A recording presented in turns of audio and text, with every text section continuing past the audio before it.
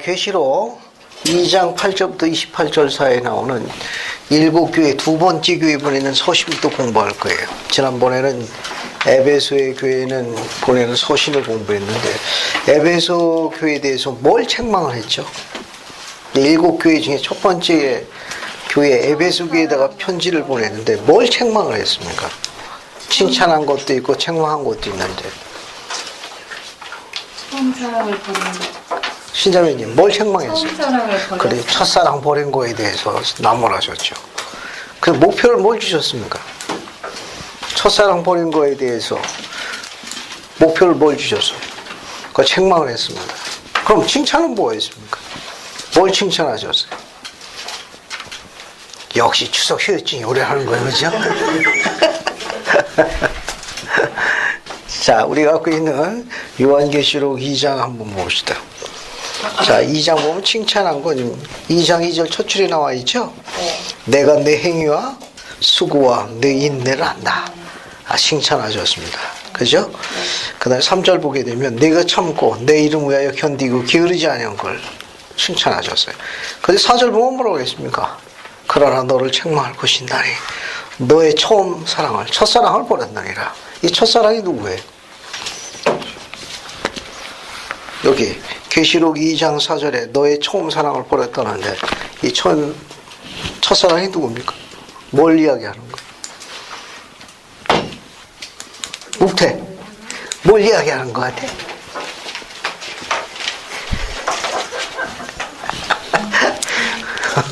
묵태가 지금 마음이 심이 떨리는 거 봐. 첫사랑 하니까 첫사랑이 생각이 나는 거 본데 이 첫사랑은 뭘 의미하는가? 여기 너희 첫사랑 버렸다고 그랬는데 첫사랑은 뭘 이야기하는 거야? 그리스도를 향한 충성과 열정. 그리스도를 향한 충성과 열정. 그렇죠. 그리스도를 향한 열정과 그분에 대한 섬긴 사랑 이런 걸 다 포함하는 거예요. 그리스도를 향한 성도들의 열정, 그분을 섬기고자 하는 정성, 또 그분에게 쏟는 섬김에 대한 사랑, 그리스도에 대한 사랑이라고 생각하시면 돼요. 그것을 버렸다.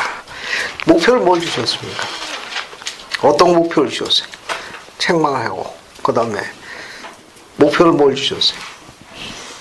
회개에서 처음 행위를. 그렇죠. 5절에 보면 그러므로 어디서 떨어졌는지를 생각하고 회개하여 처음 행위를 가져라. 그런 사랑이 어디에서 식었는지, 내가 어떻게 해서 그 사랑이 식었는지를 돌이켜보고 다시 뭐라고 그랬습니까? 목표를 주신 건. 처음 행위를. 그렇죠. 가지자. 첫사랑을 가졌던 그때의 열의와 섬김과 정성으로 되돌아가거라. 만약에 그렇게 해주면 약속을 뭐 하셨습니까? 약속을 뭐 해주셨어요? 내가 만약 첫사랑에 처음부터 가졌던 내 순수한 열정과 섬김과 정성과 사랑으로 다시 되돌아오면 약속을 뭘 하셨습니까? 보상을 뭘 약속하셨어요? 영생. 그렇죠. 거기 뭐라고 되어 있습니까? 그 주길고 7절에 뭐라고 되어 있어요? 이기는 그에게 내가 하나님의 낙원에 있는 생명나무의 열매를 주워 먹게 하리라. 생명나무 열매는 뭘 상징하죠? 영생. 영생입니다. 영생. 생명나무 열매 영생을 내게 하라고. 기억하죠? 에베소 교회에 대해서. 그러니까 일곱 교회에 준 걸 보게 되면 칭찬한 게 있습니다. 책망한 게 있고 목표를 주신 게 있고 목표를 준 거. 이제 목표는 일종의 도전이에요. 그 도전에 대한 성취에 대한 약속을 마감하시게 대개 그런 내용으로 일곱 교회 서신이 이루어져 있다는 거. 서신이 길어지는 교회는 할 말이 많은 지역입니다. 일을 많이 저지른 교회고 말이 짧은 데는 잘하고 있는 교회. 읽어보게 되면 일곱 교회 중에 두아디에라 오늘 공부하는 교회가 서신이 제일 길어요. 그럼 왜 그러냐? 할 말이 많다는 건 일을 많이 저지르고 있다 그런 말입니다. 예. 그렇게 이해하시면 되겠어요. 자, 8절부터 봅시다. 거기 보면 두 번째 소마나 교회에 관한 겁니다. 이 8절부터 보게 되면 우린 첫 번째 지난주에 공부한 건 일곱 교회 중에 에베소 교회를 공부했어요. 그죠? 이제 두 번째 서마나 교회를 공부합니다. 서마나 교회를 공부할 거예요. 8절 보면 서마나 교회 사자에게 편지하노니. 서마나 교회에게 편지하노니. 처음이며 마지막이요. 죽었다가 살아나시니가 이르더라. 그게 서모나라고 되어 있죠? 이 서모나에 대해서 알려져 있는 기록이 하나 있는데 여러분 2-9를 보세요. 2-9. 2-9. 정상훈이 그거 한번 읽어봐요.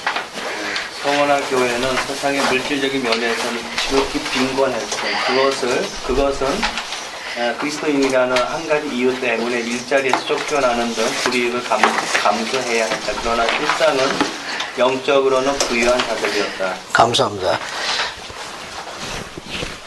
자, 거기 여러분 우선 2-9를 먼저 봐요. 2-9 유인물 2-9 먼저 보면 서모나라는 지역의 특성입니다.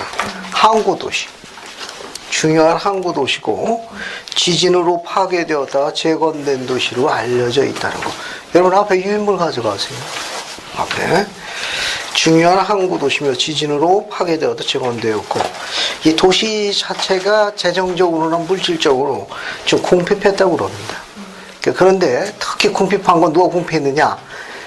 그리스도를 쫓는 성도들은 그리스도를 쫓는다는 이유 하나만으로 박해와 핍박을 받아가지고 일자리를 쫓겨났다고 그래요.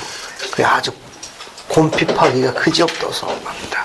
그래서 9절 보게 되면 내가 네 환난과 궁핍을 알거니와 이 말은 뭐냐면 그리스도를 쫓는 자라는 이유 하나만으로 핍박과 박해를 받아가지고 생계에 어려움을 겪었습니다. 그래서 내가 내 환난과 궁핍을 알거니와 그러나 실상은 내가 부유한 자니라. 그 말은 뭡니까? 영적으로 부유하다 그러는 거예요. 영적으로 부유하다. 그러나 실상은 내가 부유한 자니라. 그 말은 영적으로는 내가 말씀과 영생에 대한 약속을 갖고 있으니 부자가 아니냐. 영생을 가진 자가 부자 아니라. 이 말씀에 영적인 의미를 하신 말씀이에요. 그래서 2장 8절 보면 처음과 마지막이요. 그리스도에 대한 또 다른 호칭입니다. 그 다음에 죽었다가 다시 살아나시니 이건 그리스도에 뭘 나타내는 거예요? 죽었다가 다시 살아나신 거예요. 그리스도의 구원에 관한 부활을 언급하는 거죠. 그죠? 죽었다가 속죄하셨다가 다시 살아나신 거니까 부활입니다. 그리스도의 구원과 부활에 관한 다른 표현을 하신 거예요. 이거는.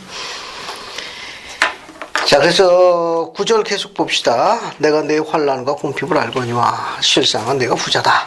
이 말은 당시에 성도들의 삶이 궁핍했다는 거야. 아주 궁핍했어요. 그 이유는 그리스도를 믿는 자라는 이유 하나만으로 핍박과 박해를 받아가지고 불이익을 감수해야 됐습니다. 하지만 실상은 내가 부유한 자니라. 영생에 대한 약속을 갖고 있고 하나님의 말씀에 대한 복음을 갖고 있으니 실상은 네가 부자니라. 이런 위로의 말씀을 하셨어요. 자칭 유대인이라 하는 자들의 비방도 알거니와 실상은 유대인이 아니오 사탄의 회당이라. 이 말은 뭐냐면 이 소마나 지역에 있는 그 유대인들이 유난히 사악했다고 그래요. 유난히. 이게 유대인이라고 하는 자들이 실상은 예수 그리스도를 십자가에 못 박았을 뿐만 아니라 또 그들은 사도들의 전도나 이런 선교 사업과 성도들의 이와 같은 삶을 아주 극렬히 저항했습니다. 말로만 유대인인데 그건 유대인도 아니다. 원래 유대인이란 주의 이스라엘 백성인데 더 이상 그들은 하나님의 백성이 아니다. 그래서 실상은 유대인 아니요. 이제는 더 이상 하나님의 백성이 아니고 뭐가 같다? 사단의 회당이다. 사탄의 그런 앞잡이와 같은 자들이다라고 비난하신 겁니다. 그런 내용으로 언급되어 있는 거예요.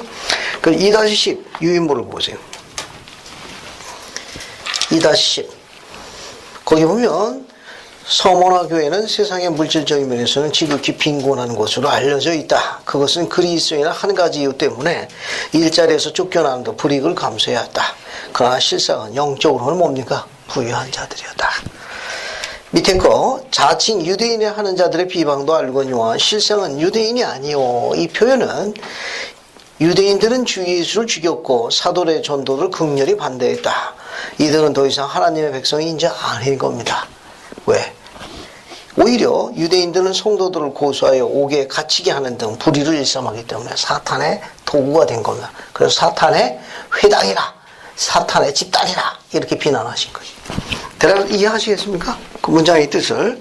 이런 배경을 이해하고 문장을 읽으면 이해가 되지만, 이런 배경 모르고 읽으면 새카만 건 글씨요 허연계의 중요로다 이렇게 되는 거예요. 이게 성구가 눈에 들어오죠. 이제 그런 배경을 알게 되면, 당시 서만화 교회는 극히 궁핍했다. 또 궁핍하기 그지없다. 그 이유 중 하나는 뭐냐? 그리스도를 믿는 이유 하나만으로 유대인들에게 그렇게 핍박을 받았어요. 그 일자리에서 불이익을 많이 감수했기 때문에, 하지만 그래도 잘 참고 견디는 걸 칭찬하신 거예요. 내가 내 환난과 궁핍을 알지만 내가 복음과 영생의 약속을 갖고 있으니 부유한 자가 아니냐. 그 유대인들이 하나님의 백성에 부르짖는 그들이 하나님을 한다고 하지만 그들은 사탄의 도구와 같은 집단들이라. 그래서 사탄의 회당이라. 이렇게 비난하신 겁니다. 10절, 너는 장차 받을 고난을 두려워하지 말라. 볼지어다 마귀가 장차 너희 가운데 몇 손을 옥에 던져 시험받게 하리라. 이야기했죠? 조금 전에 이야기한 것 마냥 그 유대인들이 성도들을 비방하고 고소해서 옥에 갇히게 하는 등 여러 가지 많은 핍박과 박해를 일삼았습니다. 이건 너희가 10일 동안의 환난을 받으리라. 그 다음에 네가 죽도록 충성하라. 그래야면 내가 생명의 관, 면류관을 이야기합니다. 내가 생명의 면류관을 내게 줄 것이다. 귀 있는 자는 들으라. 성령이 교회에게 하는 말씀 들으시다. 이기는 자에게 둘째 사망의 해는 받지 아니할 것이다.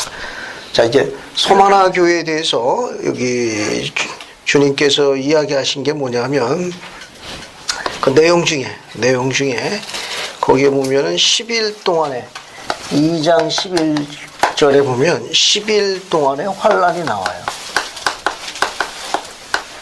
10일 동안에 환난을 받을 것이라. 이 10일 동안에 환난을 받으리라 이렇게 되어 있죠. 10일 동안에 환난을 받으리라. 그러면 이 10일 동안의 환난은 무슨 의미냐? 무슨 의미냐? 지금 서만화에 있는 교회 성도들에게 뭐라고 얘기했는가 하면은 세상적으로 볼 적에는 좀 물질적인 거죠. 물질적으로 볼 때는 지극히 어떻게 했어요? 궁핍하죠. 그게 궁핍하자입니다. 그러나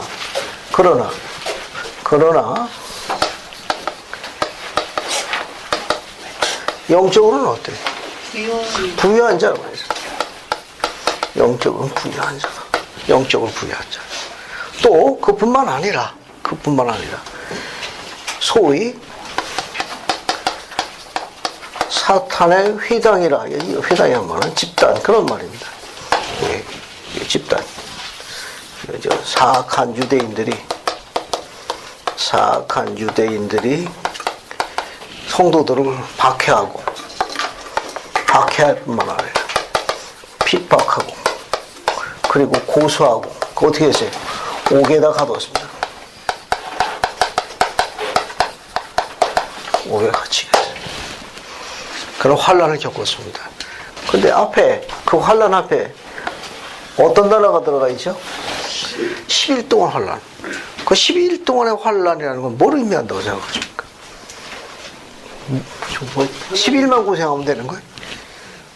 인간의 시간이 아니라 하나님의 시간으로 10일 동안. 감사합니다. 부유한 자라고 이야기한 거는 이 세상을 기준한 게 아니라 하나님 나라를 상징한 거예요. 이게 하나님 나라에서 너희들이 받을 상이 크다. 즉 이 생애의 삶 말고도 영원한 생을 생각할 적에는 너희들은 부자리라.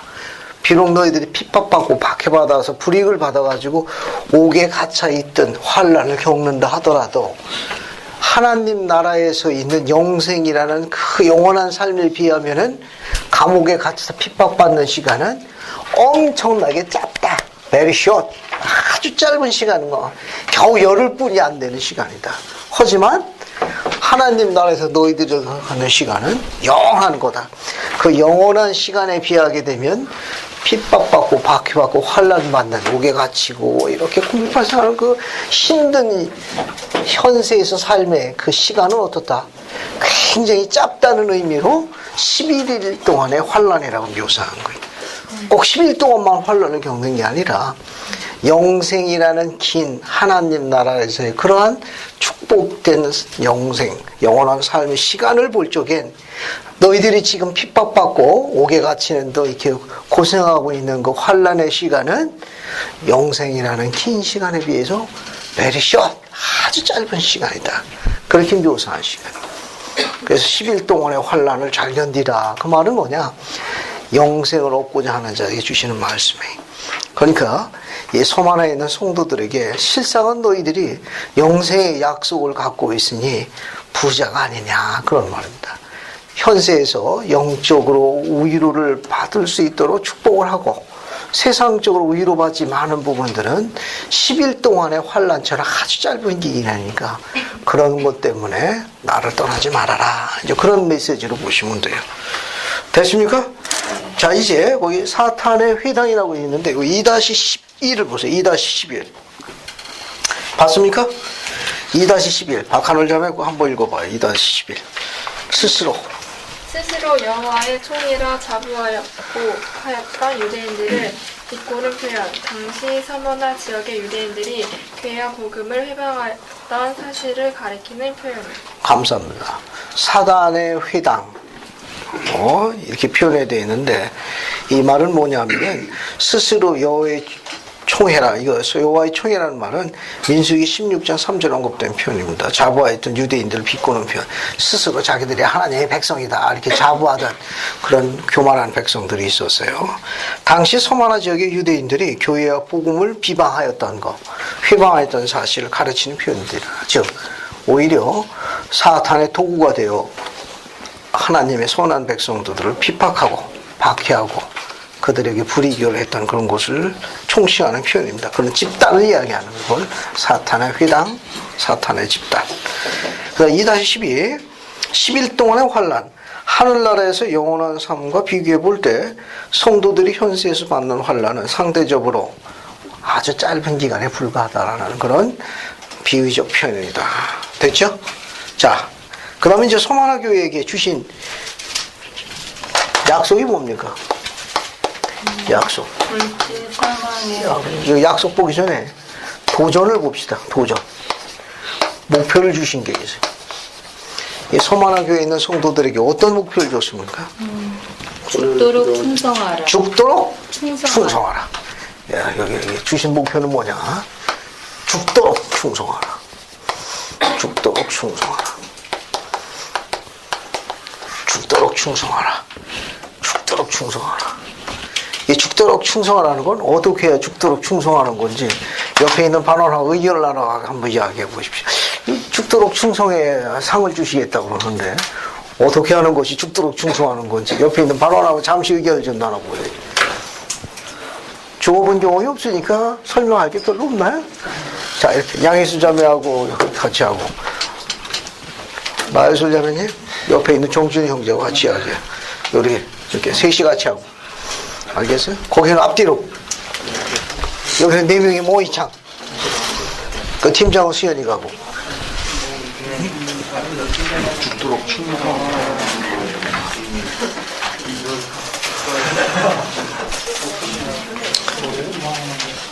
자, 의견을 좀 나눠보세요. 죽도록 충성하라는 건 무슨 뜻인지 의견을 나눠보십시오.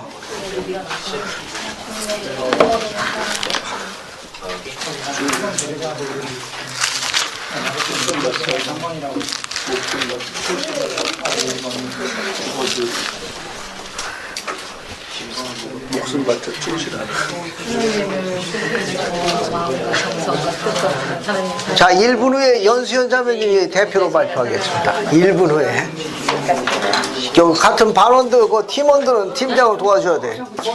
아니, 그 복종. 도와줘야 돼. 그리고 복종 충성은 뭐 그렇죠. 자, 죽도록 충성하는 거, 어떻게 하는 것이 죽도록 충성하는 건지. 그렇게 또 가르치는 거 행하는 거.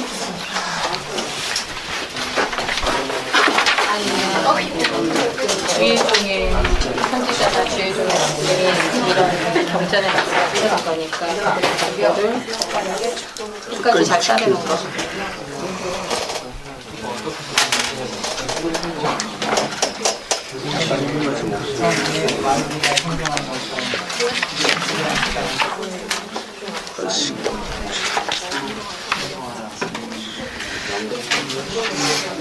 자, 30초에 발표합니다. 연수연 자매 이제 정리해요.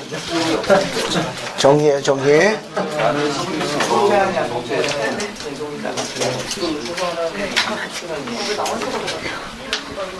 식빵 먹는 거.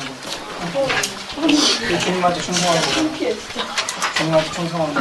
야, 너 그게 있다고. 자, 연수연 자매 어디 협조를 열심히 한 반원들의 의견을 모아가지고 죽도록 충성을 하는 건 어떻게 하는 거라고 그래? 팀장 자리에서 벗어나겠습니다. 네, 물러나겠습니다. 반원들이 다 비협조적이야? 네. 얘들아, 뭐 하는 거예요, 지금? 네? 성찬 취하는 거라고 했잖아, 내가. 성찬 취하는 게 죽도록 충성하는 말 맞죠? 성찬 취하는 거. 네. 그러고 욱태는 욱태는 어떻게 생각해? 성교삼 나가는 거. 선교사다. 죽는 한이 있더라도, 그 뭐랄까, 그 진리를 거역하지 않는 거? 생각이 드네요, 갑자기 저도. 네. 좋습니다. 혹시 뭐 다른 덧붙이고 싶은 의견이 있습니까? 죽도록 충성하에 대해서 이거 어떤 뉘앙스가 떠오릅니까? 죽도록 충성하. 어떤 상황이 좀 성령에 충실한 어떤 뉘앙스가 떠오릅니까? 변하면 안 될 것 같아요. 변하면 안 될 것 같다. 감사합니다. 우리 지원 선생님은 신실해야 된다는 것도 포함되고, 신실해야 돼요. 변하지 말아야 된다는 거. 감사합니다. 여기 보세요. 이 죽도록이라는 이 말은 뭘 의미하는가 하면 성약과 관련해요. 죽으라는 말이 아니고, 죽도록 충성해야 되니까, 이 죽으면 되겠네. 그 소리가 악착같이 살아야 돼. 알겠습니까? 악착같이 살 때, 죽도록이라 이 말은 성약과 관련이 있어요. 성약과 관련이 있습니다. 한번 읽어볼게요. 그래서 안정환 형제 예. 98편 교례 성약 13절부터 15절까지 읽어. 크게 한번 읽어보라고. 교례 성약 98편 13, 14, 15절. 크게 한번 읽어보라고.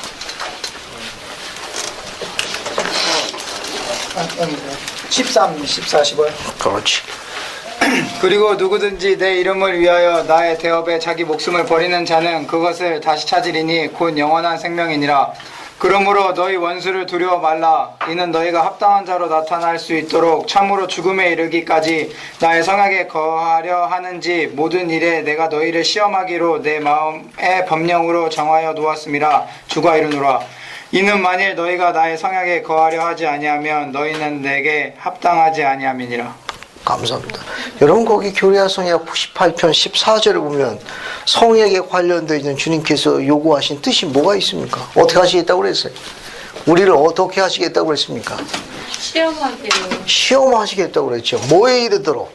내 마음의 법령으로 법령? 14절에 나의 성약에 거하려 너희가 합당한 자로 나타날 수 있도록 너희가 내 앞에 서기에 합당한지 아니한지 증거할 수 있도록 참으로 죽음에 이르기까지 나의 성약에 거하려는지 모든 일은 내가 너희를 시험하기로 내가 이미 창세 이전에 정하여 놓았습니다. 이렇게 성약과 관련해서 하나님께서 허락하신 그 율법을 계명을 내가 죽음에 이르기까지 그것을 지키려 하는지 창세 이전부터 정해놨다 그런 말입니다. 그러니까 죽도록 충성하라 그 말은 성약을 지켜라 그런 말이에요. 요거는 죽도록 충성하라 이 말은 성약을 지켜라 그런 말입니다. 그러니까 성약을 지킨다는 거 관련이 있는 표현이에요. 요거는요. 죽도록이라는 건 성약과 관련이 있어요. 그래서 합당한 자로 증거하기 위해서 합당한 자로 증거하기 위해서 그래서 중요한 몇 가지가 있습니다. 그래서 죽도록 충성하라 이 말은 있어야 할 곳에 있어야 돼요. 있어야 할 곳에 있어야 합니다. 있어야 돼. 그리고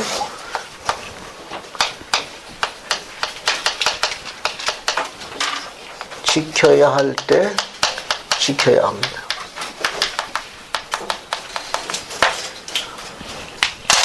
그리고 바쳐야 할 것을 바쳐야 합니다.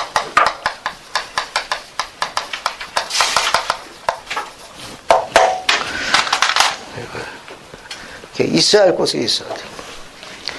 지켜야 할 때 지켜야 합니다. 그리고 바쳐야 할 때 바쳐야 돼.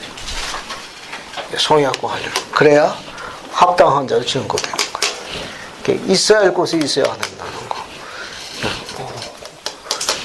여러분 잘 아는 뭐 안식이라든지 교회 모임이라든지 연차대 뭐 위성방송이라든지 이게 있어야 할 곳에 있어야 돼.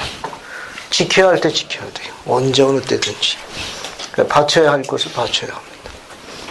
뭐 11조라든지 또 여러분의 어떤 희생, 봉사 다 포함되는 거예요. 다 관련이 있는 겁니다. 자, 이렇게 해주면 약속을 뭘 주시겠다고 그랬어요? 10절과 11절에 약속 이렇게 하면 그 약속이 뭐예요? 하나는 생명의 멸류관을 주신다. 생명의 멸류관을 주게 되고 또 다른 하나가 뭐가 있습니까? 둘째 사망에 그렇죠. 10절에 나오는 거 11절에는 뭐가 나와요? 둘째 사망에 해를 입지 않을 것이다. 둘째 사망에 해를 입지 않는다고 약속한 거예요. 서만화 교회에 있는 백성들에게 목표를 주시는 거예요. 죽도록 충성하라. 내가 그리하게 되면 있어야 할 곳에 있고 지켜야 할 거 지키고 바쳐야 할 걸 바치면 생명의 멸류관을 내가 네 모래에 씌워주게 되고 둘째 사망의 해로부터 보호받을 것이다. 둘째 사망이 있으면 첫째 사망도 있는 거예요. 그죠? 자, 지금부터 3분을 테니까 첫째 사망과 둘째 사망의 차이점을 연구해서 발표하는 겁니다. 시작하세요. 옆에 있는 발언하고 첫째 사망과 둘째 사망의 차이점을 조사해서 발표하는 거예요. 자, 첫째 사망과 둘째 사망은 어떻게 다른 건지. 자, 아까 같은 방법으로. 같은 방법으로 해요.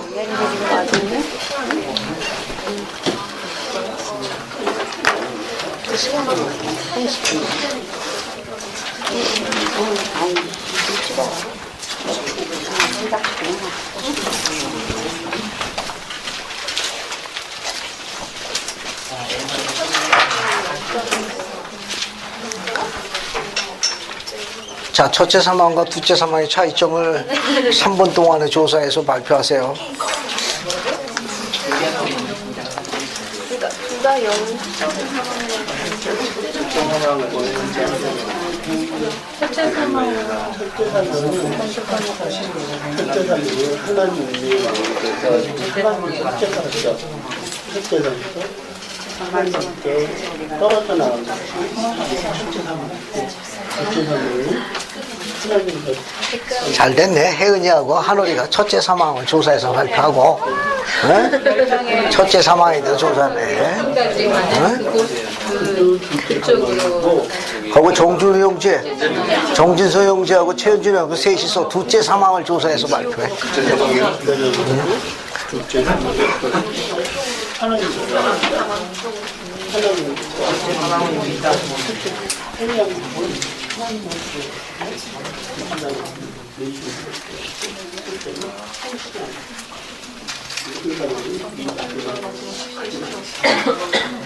하나님 그 영역을 주는 게 영적인 사망인데 첫째 사망은 첫째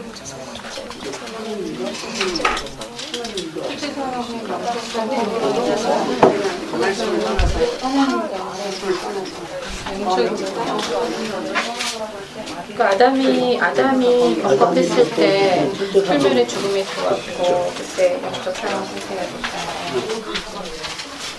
이런 영적 사명과 그 상태에서 이제 주님이 제가 주님을 다시 만날 수 있는 주님 부르는 그런 그분에게 침례를 줬고 그분에게 그분을 다시 좀 말씀하여 만날 수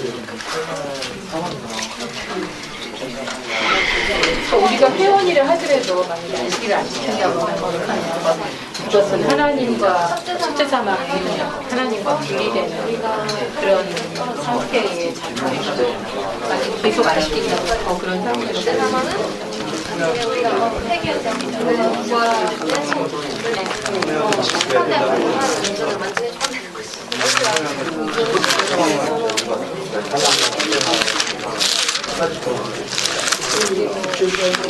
그렇게 하고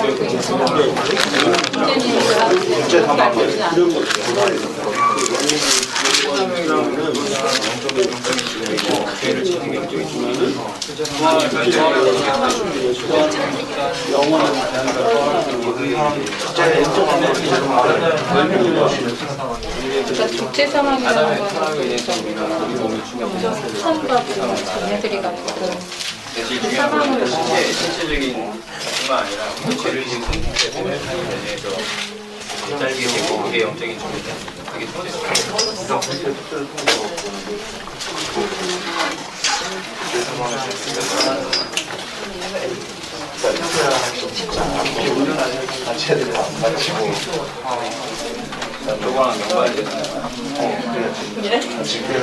자, 1분 후에 발표합니다.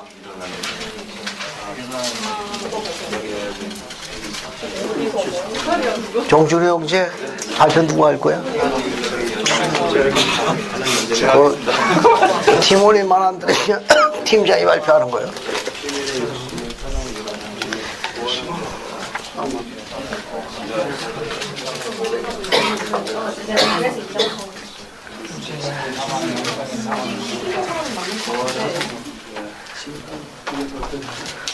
좋습니다. 앞에 보세요. 앞에 보세요. 앞에 보세요. 앞에 보세요. 이 사망자 앞에 이렇게 서수가 붙어가지고 첫째, 둘째 붙는 건 전부 무슨 사망과 관련이 있습니까? 영적 사망. 사망이 두 종류가 있는데 하나는 육체적 사망이라고 있어요. 육체적 사망이라는 건 영과 육이 분리되는 걸 이야기하는 거고, 영적 사망은 두 종류가 있어요. 첫째 사망과 둘째 사망. 셋째 사망 없습니다. 경전의 기록은 영적 사망은 첫째 사망과 둘째 사망으로 나눠져 있고, 그 다음에 이제 육체적 사망, 이게 크게 아담의 타락으로 인간에게 주어진 커다란 양대 사건 두 가지가 있습니다. 아담의 타락으로 하나가 인간에게 뭐가 주어지는가 하면 육체적 사망이 주어진 거, 또 하나는 영적 사망이 주어졌어요.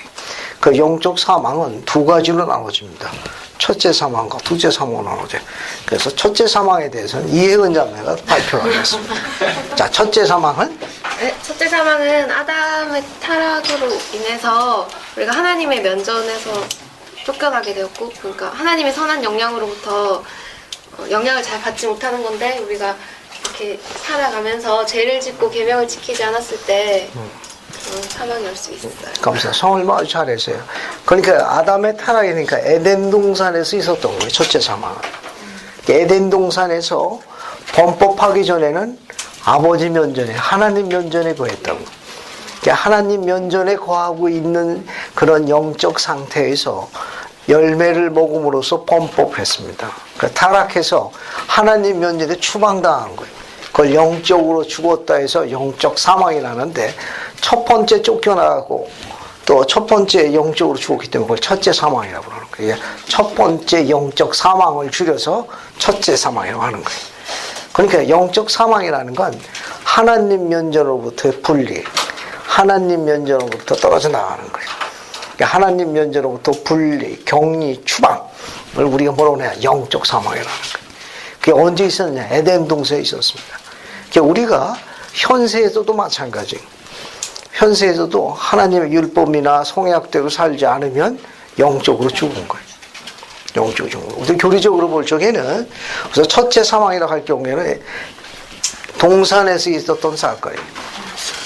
동산에서 아담이 범법을 해가지고 하나님 면전에서 쫓겨난 사건을 첫째 사망이라고 그래요. 또 쫓겨납니다. 영적으로 또 쫓겨나요. 또 둘째 사망이에요.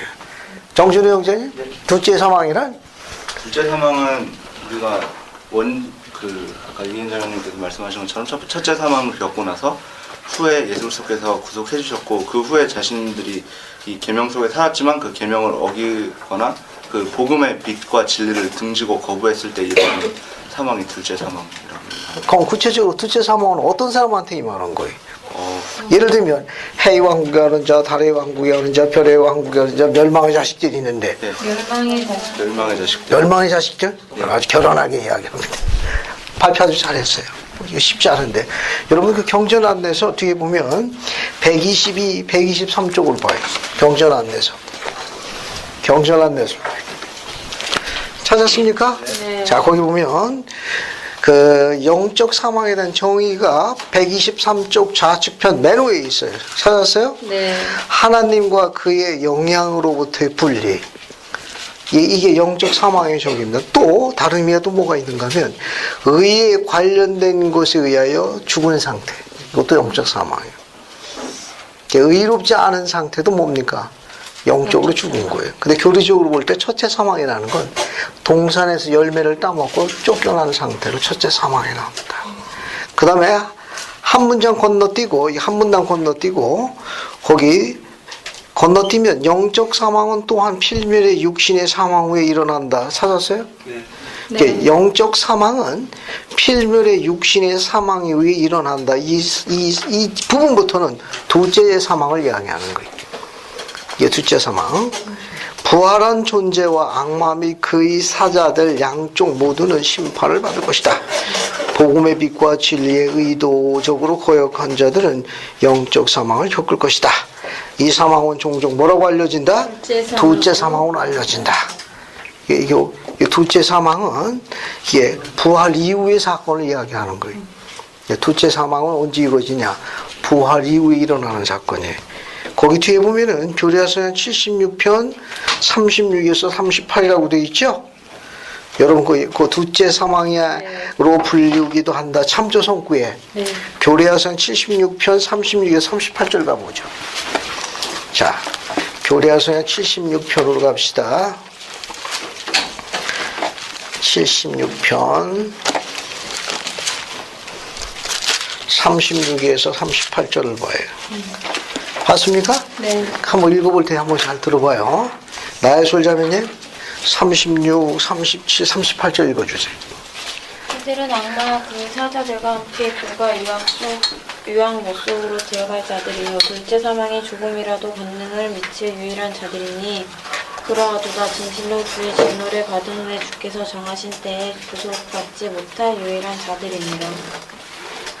감사합니다. 여러분 거기 36절에 이들은 악마와 그의 사자들과 함께 불과 유황 못 속으로 들어갈 자들이요 둘째 사망의 조금에도 권능을 미칠 유일한 자들이로다. 그러니까 둘째 사망에 임하는 자들은 멸망의 자식들이라고 계시로 주어져 있습니다. 그렇게 이해하시면 되겠어요. 자, 좀 보시고 다시 앞으로 넘어갑니다. 계시록으로 다시 들어갈게요. 이제 어디를 보시는가 하면은 버가모 교회로 갑시다. 12절로. 버가모 교회로 가요. 버가모 교회. 이제 계시록 2장 12절에 이제 버가모 교회로 갑시다. 그럼 우리가 지금 서만나 교회에서 공부한 거 좀 요약하고 잠깐 들어가야 되는데 그 서만나 교회는 뭘 책망했죠? 서만나 교회는요? 뭘 책망했어요? 서만나 교회는 지금 이제 12절에 이제 버가모 교회로 들어가는데 서만나 교회에서 뭘 책망했습니까? 사랑하는 여러분, 지금 공부를 했네요. 책망한 게 없어요. 책망한 게 없어요. 서만나 교회가 찾으면 안 돼. 알겠습니까? 책망한 게 없어요. 여기. 네. 예? 저 책망한 게 없다. 자, 이제 버가모 교회로 갑시다. 버가모 교회. 자, 거기 보면 버가모 교회 사자에게 편지하나 차후에 날성까지 이르시되 내가 어디 사는지 내가 아노니 거기는 사탄의 권자가 있는 데라. 내가 내 이름을 굳게 잡아서 내 충성되지 안디바가 너희 가운데 즉 곧 사탄이 사는 곳에서 죽음을 당할 때 나를 믿는 믿음을 저버리지 아니하였도다. 거기 사탄의 권자 이렇게 나와 있죠? 네. 사탄의 권자. 거기 12절 보면은 13절에 저 사탄의 권자 이런 단어가 나와요. 이거 조금 공부할 필요성이 있어요. 요게 시트란 말이야. 시트. 자리 혹은 위라고도 그러고 혹은 보좌라도 그러고 혹은 권자라고도 그래. 권자 다 동의어로 다 씁니다. 요거는 이 말은 뭘 이야기하는가 하면 우상 숭배의 중심지였다 그런 뜻이. 이게 버가모에 있는 이 지역이 사탄의 자리가 있는 자리라, 사탄의 권자가 있는 자리라, 사탄의 보좌에 있다는 건 뭐냐면 버가모가 우상 숭배의 중심지라는 걸 의미하는 거예요. 중심지라는 걸 언급하는 거예요. 버가모 교회가 있는 그 버가모라는 지역이 바로 이제 그런 부분이다라고 설명하고 있는 내용이에요. 우선 이제 버가모에도 잠깐 공부하기 위해서 여러분 2-14를 보면 버가모 어떤 지역인가 설명이 나와요. 유인물 2-14 봐요. 주위의 골짜기보다 1000피트 정도 높이 솟아오른 원추형의 원도 위에 세워진 것으로 알려져 있습니다. 예, 다른 주변의 위치보다도 1000피트 정도 높은 원추형의 언덕 위에 세워진 도시랍니다. 헬라어로는 성체, 아성으로 알려져 있으니까 우상을 섬기는 제단을 짓기 위해서 지어진 특별한 도시라는 걸 암시하는 거예요. 그래서 2-15 사탄의 권자에 보면 세이턴 시트, 사탄의 위, 보좌, 권자 이렇게 나와 있는데 이 보좌란 말은 이제 슬로건 해가지고 권세라는 뜻도 갖고 있어요. 그 이유는 뭐냐? 버가모가 우상신 숭배, 즉 특히 황제 숭배의 중심지였음을 반영하고 있다. 그렇게 좀 이해를 하시면 도움이 될 거예요. 여기 나는 내가 어디 있는지 내가 알고 있다. 내가 있는 지역이 저 세상의 신을 섬기는 우상신의 가장 사악한 우상신을 섬기는 숭배지에 있다는 걸 내가 안다. 그렇게 이야기했습니다. 그곳에서 아시아 지역의 첫 순교자 주님의 종 안디바가 순교한 곳이 바로 그곳 버가모로 알려져 있습니다. 정확한 건 아닌데 전해 내려오는 구전에 의하면은 아시아 지방의 첫 순교자 알려져 있고 전설에 따르면 그는 도미티안 황제 때 순교했는데 노수로 만든 솥에다 갖다 집어넣어놓고 천천히 불을 떼가지고 끓여주겠다고 합니다. 그래서 그리스를 부인하뇨? 아뇨! 더 떼라! 이렇게 해가지고 순교한 걸로 알려져 있습니다. 구전으로 알려져 있지만 이만큼 사악했다는 걸 설명하고 있는 내용이에요. 자, 또 봅시다. 자, 이제 뭘 또 책망하신 게 있어요. 거기 칭찬하신 걸 보면 13절에 사탄이 사는 곳에서 죽음을 당하지 저는 나를 믿는 믿음을 저버리지 않았다. 믿음을 저버리지 않은 걸 칭찬했습니다. 여기 보면 주의 충실한 종 안디바를 통해 가지고 믿음을 저버리지 않은 걸 칭찬했어요. 저버리지 않음을 칭찬했어요. 그걸 칭찬했어요. 자, 그 다음에 이제 책망할 게 있습니다. 책망한 게 뭐냐? 책망한 거. 계시록 2장 14절에 책망한 게 있어요. 거기 보면 내가 두어 가지 책망할 것이 있나니, 그죠? 네 개의 발람의 교리가 더 정확한 설명이에요. 교훈이라기보다는. 영문은 이제 닥트린스인데 교리라고 번역하는 게 더 정확합니다. 발람의 교리를 지키는 자들이 있도다. 발람이 발라가라 저 이스라엘 자손 앞에 걸림돌을 놓아, 장애물을 놓아 우상제물을 목회하고 또 행음하게 했느니라. 이와 같이 내게도 니골라당의 교리를 지키는 자리 있도다. 책망한 거 두 가지예요. 그죠? 12사절 15절에서 책망한 게 두 가지죠. 하나는 발람의 교리를 따른 자들이 있다 라고 책망하셨고, 또 하나는 15절에는 니골라당입니다. 니골라당의 교리를 따른 자를 비난하셨어요. 책망한 겁니다. 발람의 교리를 따른 자하고 니골라당의 교리를 따른 자를 비난하셨어요. 근데 이 앞에 이 문장 14절 이 앞에 문장 보게 되면 책망할 게 몇 가지가 있다고 그랬습니까? 두어 가지라고 그래서 두어 가지. 두어 가지. 이게 영문이 a few things예요. a few things. 아주 작은 몇 가지. 이 말은 뭐냐면은 두어 가지 책망할 것이 있나니 온전케 되기 위해서는 사소하고 작은 것까지도 뭐합니까? 온전하게 지켜야 되는 걸 이야기하는 거예요. 그러니까 큰 계명은 지키고 작은 계명은 무시하고 그렇게 하지 말라는 겁니다. 이게 버가모에 있는 성도들에게 뭘 책망하셨는가 하면 목숨을 버리면서까지도 믿음을 저버리지 않는 큰 부분에 대해서는 뭐 아주 결사항전하는 건 잘하지만 아주 사소하고 작은 것들은 무시하면 안 된다. 그것도 잘 지켜야 된다. 그런 말입니다. 정리가 됩니까? 그 버가모 교육이 책망한 게 뭐냐면은 물론 이렇게 큰 대의를 위해서 수행하는 거, 지키고 하는 건 참 잘한다. 너무너무 잘했다. 하지만 작은 계명, 뭐 지혜의 말씀이라든지, 뭐 안식일날 늦지 않게 간다든지, 뭐 모임에 안 빠지고 참석한다든지, 뭐 기타 등등등, 뭐 이와 같은 사소한 a few things, 이런 아주 작은 사소한 것들도 온전하게 잘 지켜야 한다. 이렇게 가르치는 내용이 포함되어 있어요. 그러니까 이 버가모 교회가 지금 여러 가지 우리 교회 7교회를 이야기하는데 우리 교회 7개의 형태를 다 이야기하시는 겁니다. 그 샘플을 다 이야기한 거예요. 그래서 버가모 교회에 있는 성도들에게는 큰 대의에 관계되는 걸 수행하는 걸 칭찬하셨어요. 죽음에 이르도록 지키고 또 믿음을 저버리지 않은 걸 칭찬했지만 두어 가지 몇 가지 책망할 것이 있나니 사소하고 작은 것들을 경히 다루지 말아라. 이렇게 지금 이야기하고 있는 겁니다. 그럼 이제 발람의 교리나 니골라의 교리는 거의 비슷해요. 거의 비슷합니다. 그러니까 발람의 교리나 니골라의 교리 두 개가 아주 비슷해요. 요 발람이라는 선지자가 있었는데 신권의 권세를 가지고 그것을 개인적인 어떤 이득이나 부를 얻기 위해 가지고 하나님의 신성한 권능을 그릇되게 사용하는 자들, 그래서 부를 취하는 자들, 명예를 취하는 자들을 전부 발람의 교리를 따른 자라고 이야기했어요. 근데 니골라당도 마찬가지. 니골라당도 같은 교리를 가르쳤습니다.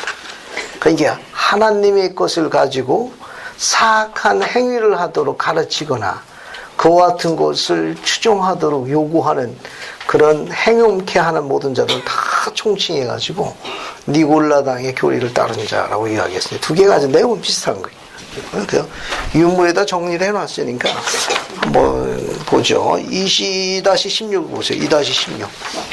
2-16 보면 발람의 교리라고 있죠.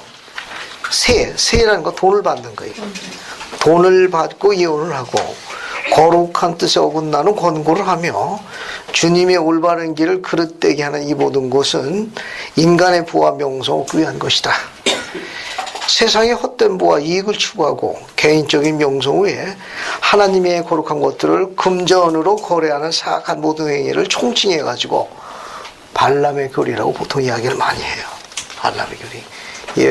이 발람이라는 이 선지자는 돈을 받고 예언을 해가지고 주변에 있는 이방인들에게 이름을 떨쳤다고 합니다. 예.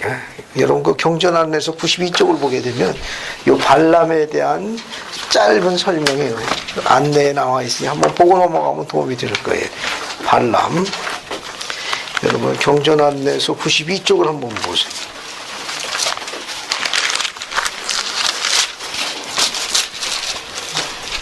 자, 발람 92쪽.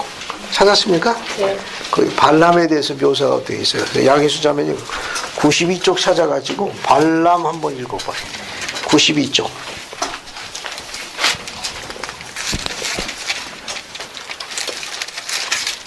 이거 한번 읽어.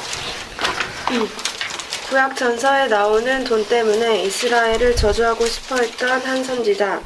그는 이스라엘을 저주하지 말라는 명령을 주에게서 받았다.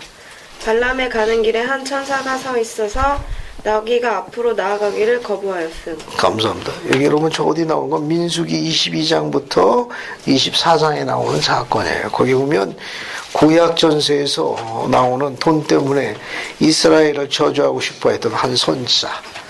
하나님의 거룩한 권능을 가지고 세상적인 어떤 이득과 명예를 취하기 위해서 그릇되게 거래하는 모든 행위를 전부 발람의 교리라고 합니다. 니골라당도 같은 거예요. 같은 교리를 가르쳐요. 두 개가 흡사한 거예요. 책망한 건 뭐냐? 이런 그릇된 것을 가르치는 교리나 교사들을 허용했다는 거. 허용했다는 걸 책망했어요. 그러니까 큰 죽음에 이르도 믿음을 지키는 행위는 칭찬했지만 그런 어떠한 사소한 것들에 대한 가르침이나 잘못된 가르침이나 교사들이 있을 적에 그것을 허용했다는 걸 꾸짖으셨습니다. 그럼 이제 어떤 시정을 내리셨는지 한번 보죠. 보겠습니다. 자, 16절에는 어떤 목표를 주셨습니까? 자, 버가모 교회에 있는 성도들에게 어떤 목표를 주셨어요? 16절에 회개하라. 회개하라고 하죠. 회개하라. 목표를 준 건 이 버가모 교회에 있는 성도들에게 준 목표는 뭐냐? 회개하라. 회개하라. 회개하라. 그 다음에 네가 속히 가서 내 입의 구물로 그들과 싸우리라. 또 약속이 17절에 있어요. 약속. 너희들이 회개해서 굳게 쓰면 어떤 약속이 있습니까? 17절에. 귀 있는 자는 성령의 교회들에게 하신 말씀을 들었죠. 이기는 그에게 내가 뭘 준다고 그랬어요? 감추었던 만나를 주고 또 주는 게 또 하나 또 있죠. 흰돌을 준답니다. 흰돌. 그죠? 감추었던 만나를 주고 또 흰돌을 줄 터인데 흰돌에는 뭐가 기록 새겨져 있다고 그랬어요? 새 이름이 새겨져 있다고 그랬어요. 그죠? 새 이름이 새겨져 있어 받는 자의 그림이 알 수가 없다. 여기 봅시다. 이거 재밌는 거예요. 이 감추었던 만나는 뭘 의미하고 새 이름이 새겨져 있던 흰돌, 화이트 스톤, 뭘 의미하는지 한번 찾아볼게요. 이 감추었던 만나는 뭘 의미하는지 우리가 갖고 있는 경전에서 찾아봅시다. 요한복음으로 가죠. 요한복음 같이 봐요. 요한복음 같이 봅시다. 요한복음 같이 보세요. 요한복음 6장 갑시다. 6장에 요한복음 6장. 여러분 유인물에 2-19에 있습니다. 거기 나오는 성구들 하나씩 보시면 돼요. 자, 요한복음 6장 35절 봅시다. 거기 뭐라고 나와 있습니까? 생명의 떡. 예수께서 자기를 뭐라고 그랬어요? 생명의 떡이라고 그랬네. 그죠? 감췄던 만나가 누구냐? 생명의 떡이라고 되어 있어요. 요한복음 6장 35절에 보면 예수께서 가라사대 내가 곧 생명의 떡이니. 그죠? 또 뒤로 갑시다. 또 48절에 보세요. 48절. 48절에 또 뭐라고 되어 있어요?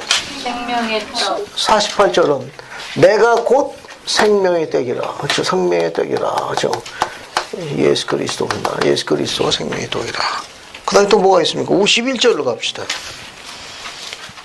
51절. 나는 하늘로서 내려온 산떡이니 사람이 이 떡을 먹으면 영생하리라. 나의 줄 떡은 세상에 생명을 위한 내 살이로다. 그러니까 감추인 만나는 곧 누굴 이야기하는 거예요? 그리스도. 그리스도를 이야기하는 거예요. 그리스도. 바로 그분을 이야기하는 거예요. 그분을 이야기합니다. 칠판 보세요. 자, 약속을 뭐라 했는가 하면 이기는 그에게 감추었던 만나를 주겠다고 그랬어요. 만나. 예, 만나라는 거 여러분 알다시피 고대 이스라엘 백성들이 광야에서 여호와께서 주신 양식 아닙니까? 그죠? 그 양식을 먹고 그들이 살았잖아요. 그러다가 다시 주님께서 뭐라고 했습니까? 믿음을 굳건히 지키는 자들에게는 감추었던 만나를 주겠다고 그랬어요. 이 만나, 감추었던 만나. 이 만나는 뭘 이야기하냐? 주님께서 직접 이야기해서 바로 나다. 내가 생명의 떡이다. 하늘에서 내온 생명의 떡이다. 그죠? 그러면 이 생명의 떡이란 말은 뭐냐 하면은 여기 나와 있는 대로 하나님의 선한 말씀이에요. 하나님의 선한 말씀. 바꿔 이야기하면 그리스도의 교리입니다. 그리스도의 교리. 감추었던 만나를 뭘 이야기하느냐? 내가 그 생명의 떡이다. 내가 하늘에서 내려온 산떡이다. 고대에 있던 이스라엘 백성들은 그 떡을 먹어서 살았던 것처럼 너희들이 영생을 오게 해서 살기 위해서는 내 입에서 나오는 입으로 살아가야 한다라고 말씀하신 거예요. 그러니까 성도들은 어떻게 살아가느냐? 하나님 입에서 나오는 말씀으로 살아가야 된다는 걸 언급한 거예요. 바로 그분이 그런 의미에서 생명의 떡입니다. 그것이 바로 하나님의 선한 말씀이고 그리스도의 교리예요. 그러니까 내가 감추었던 만나를 내게 준다 이렇게 이야기하거든요. 너 뭘 이야기하느냐? 하나님의 선한 말씀, 그리스도의 교리를 이야기하는 거예요. 다 같은 의미입니다. 교리하성의 89편 19절 한번 볼까요? 자, 교리하성의 89편 19절 한번 봅시다. 교리하성의 89편 19절 한번 봅시다. 그래서 이 보배자매니 한번 크게 읽어봐요. 89편 19절. 지혜와 지식의 큰 부와 참으로 감추는 부하를 찾으리니. 감사합니다. 거기 여러분 그 지혜 말씀에 대한 약속에서 주어지는 것 중에 있는데 그 18, 19, 20, 21절 보면 무릇 이 계명에 순종하여 생활하며 이 말씀을 지키며 행하기를 기억한 모든 성도는 그 약속에 대한 축복이 주어져 있는데 그 축복 가운데 하나가 19절에 있습니다. 89편 19절에 지식과 지혜의 큰 부와 참으로 감추인 부하도 찾으니 감추인 부하가 나오죠? 네. 똑같아요. 영문이 똑같은 거예요. 이 감추었던 the hidden 감추인 부하 여기 감추인 부하 같은 거예요. 영문이 같아요. 감추인 부하 같은 말이에요. 여기도 감추인 만나 같은 표현이에요. hidden이에요. hidden. 그럼 감추인 부하는 뭘 이야기합니까? 여기 89편 19절에 감추인 부하는 뭘 이야기해요? 이게 hidden이란 이게 감추었던 만날 때 hidden이에요. hidden. 감추인 보호할 때도 hidden이에요. 감추어진. 그 감추어진 보호는 뭘 이야기합니까? 감추어진 만나는 하나님의 선한 말씀, 예수 그리스도 그 자신의 입에서 나오는 선한 말씀, 그리스도의 교리라고 이야기했어요. 그럼 감추인 보호는 뭘 이야기합니까?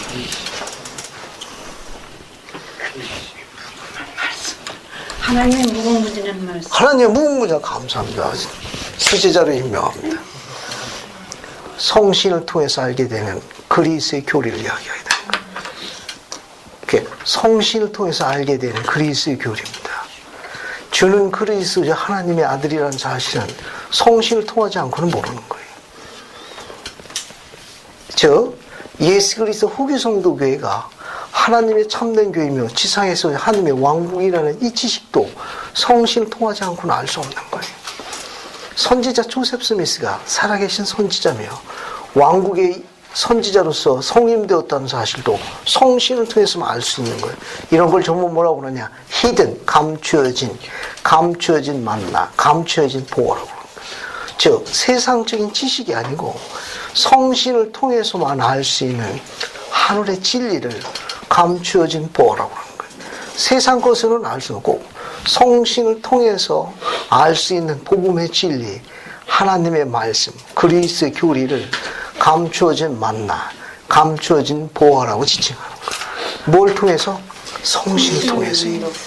성신을 통해서 알 수 있는 그리스도의 교리가 세 가지가 있는데 그 중에 하나는 주는 그리스도시요 살아계신 하나님의 아들이라는 건 성신을 통해서만 알 수 있는 거예요. 또 하나 예수 그리스도 후기 성도 교회가 하나님의 참된 교회이며 지상에 회복된 하나님의 유일한 왕국이라는 것도 성신을 통해서만 알 수 있는 거예요. 그 다음에 선지자 조셉 스미스가 하나님께서 세우신 마렐의 참된 예언자라는 것도 어떻게 되는 겁니까? 성신을 통해서만 알 수 있는 거예요. 이것을 성신을 통해서 알게 되면 선지자 조셉 스미스를 통해서 회복된 무엇이 몰몬경이 참되다는 걸 알게 되는 거예요. 그래서 몰몬경 우리가 소개하고 증거하는 이유 중에 하나는 몰몬경이 참되다는 걸 알면 선지자가 참되다는 걸 알게 되고 하나님의 왕국이 회복되는 걸 저절로 알 수 있습니다. 성신이 증거하기도 있어요. 그러니까 몰몬교의 참됨은 성신이 증거해서 선지자가 참되고 주는 그리스도 하나님의 아들이며 왕국이 회복되었다는 걸 알게 하는 시금석이 되는 종석이 바로 몰몬경이에요. 그러니까 성도들이 몰몬경을 읽지 않으면 성신이 작동하지 않습니다. 교회가 자꾸 침체되는 이유 중에 하나는 성도들이 몰몬경을 매일 생활 안 하는데 실패하고 있기 때문에 그런 거예요. 성도들이 매일 몰몬경을 최소한 10분 이상씩 읽을 수만 있으면 한 해가 가기 전에 성신의 작동이 일치월장합니다. 그러니까 그 영이 작동 안 하는 이유는 뭐냐 하면 즉 있어야 할 곳에 있지 아니하고 지켜야 할 때 안 지키고 바쳐야 할 것을 안 바치는 이유 중에 하나는 성실이 작용 안 해서 그래요. 그 결정적 이유 중에 하나는 몰몬경의 실패입니다. 이해하시겠습니까? 그래서 경전에 나와 있는 이런 감추인 만나, 감추인 보화는 성신을 통해서 알게 되는 그리스의 교리를 이야기하는 거예요. 그리스의 교리는 세 가지 구성되어 있는데 주는 그리스도시요 하나님의 아들이며 우리의 구속주라는 건 성신을 통해서만 할 수 있습니다. 그런 간증을 갖기 시작하면 예배의 자세가 바뀌게 돼요. 우리 삶의 우선순위가 바뀌게 됩니다. 그러니까 하나님 중심의 생활로 바뀌게 돼요. 아침에 일어나면 침실문을 나오기 전에 적는 자에게 무릎과 고개를 수그리지 않고는 나오지 않는 아주 자그마한 사소한 것부터 벌써 중심에 세우기 시작합니다. 버가목에 있는 성도들에게 두 가지 책망할 것이 눈이 지금 그 부분을 지적한 거예요. 우리로 이야기하게 되면 그런 부분도 온전케 세워야 하나니 그런 말입니다. 선교사 갔다고 쫓아가지고 뭐 성전 왔다 갔다 하고 안식일 하는 그것도 중요하지만 월요일부터 토요일 주중생활에 이런 개인적인 영적 생활 사소한 것에 두 가지 원문은 a few things 이와 같은 것들을 책망할 것이 있나니 감추인 만나 알겠습니까? 이와 같은 것에 대해서 집중해라. 내가 그걸 허락할 것이다. 또 하나 힌돌이 나오죠? 네. 이 힌돌은 세상에 있는 수많은 사람들이 수많은 교리를 갖고 있는데 우리는 계시를 따릅니다. 힌돌 계시를 있는 과목에 교례서약 130편 10절부터 11절까지 읽어볼게요. 교례서약 한번 봅시다. 우리 계시에는 뭐라고 나와 있는지 한번 보겠습니다. 봤습니까? 정진성 형제님이 교례서약 130편 10절 11절 한번 크게 읽어봐요. 자, 계시로 직접 주어져 있습니다. 그때 계시록 2장 17절에 언급된 흰돌은 그것을 받은 각 개인에게 우림과 둔림이 되리니 이로써 높은 반차와 왕국에 관한 일들이 알려지게 되리라. 그리고 해 왕국에 들어오는 각 사람에게는 흰돌 하나가 주어지나니 그 위에 새 이름이 쓰여 있으며 그것을 받는 자 외에는 그 이름을 알 사람이 없느니라. 그 새 이름은 열쇠가 되는 말이니라. 감사합니다. 여기 계시로 주어진 거예요. 그때에 우리가 해 왕국의 승에 올라 신이 되게 되는 때에 계시록 2장 17절에 언급된 흰돌 화이트 스톤, 그 스톤은 그 흰돌은 그것을 받는 각 개인에게 그 사람의 자신의 인디비주얼 개인적인 뭐가 돼요? 우림과 둔림. 여러분 개인 지금 노트북 다 갖고 있잖아요. 그 개인 노트북 어떻게 들어가려면 자신의 뭐가 있어야 됩니까? 프로그램 들어가려면 키워드가 있어야 돼요. 주님께서는 우리들에게 최슈퍼 고성능 컴퓨터를 주시는 거예요. 개인 노트북을 지급하는데 그 노트북이 화이트 스톤이 모르지 흰색으로 되어 있는지 흰색이 맞을지도 몰라요. 근데 그게 작동하려면 거기 키워드가 들어가야 돼. 키워드가 돼야 쫙 프로그램이 이제 풀어지게 합니다. 그 키워드가 새 이름이에요. 그래서 거기 보면 그러니까 각 개인에게 우림과 둔림이 되니니 이로써 높은 반차의 왕국에 관한 일들이 알려집니다. 신이 되는 코스에 어드밴스 코스에 들어가는 겁니다. 그리고 해의 왕국에 들어가는 각 사람에게는 흰돌 하나가 주어지나니 이제 흰돌 노트북이 지급이 돼. 그 후에 새 이름이 쓰여져 있는데 그것을 받은 자 외에는 그 이름을 알 사람이 없는데 그 새 이름이 열쇠가 되는 키워드가 되느니라라고 이야기해요. 이게 계시로 주어진 겁니다. 그래서 이 의식에 대한 준비를 하는 장소가 어디예요? 그게 성전이에요. 성전에 가라고 하는 이유는 신이 되는 의식에 대한 예비적 훈련을 받는 과정이에요. 신처럼 살고 신처럼 살아가며 신처럼 성품을 쌓을 줄 배우는 곳이 바로 성전입니다. 나머지는 더 공부할 수 있는 시간이 올 거예요. 이런 정도만 알고 계십시오. 자, 이제 또 갑시다. 이제 어디로 가시는가 하면은 두아디라 교회로 갑시다. 두아디라. 이 두아디라 교회는 7교회 중에 편지가 제일 긴 편지를 받았어요. 그러니까 이게 뭡니까? 여기 할 말이 많다는 건 일을 많이 벌린 거예요. 두아디라 교회. 이제 두아디라 교회로 갑시다.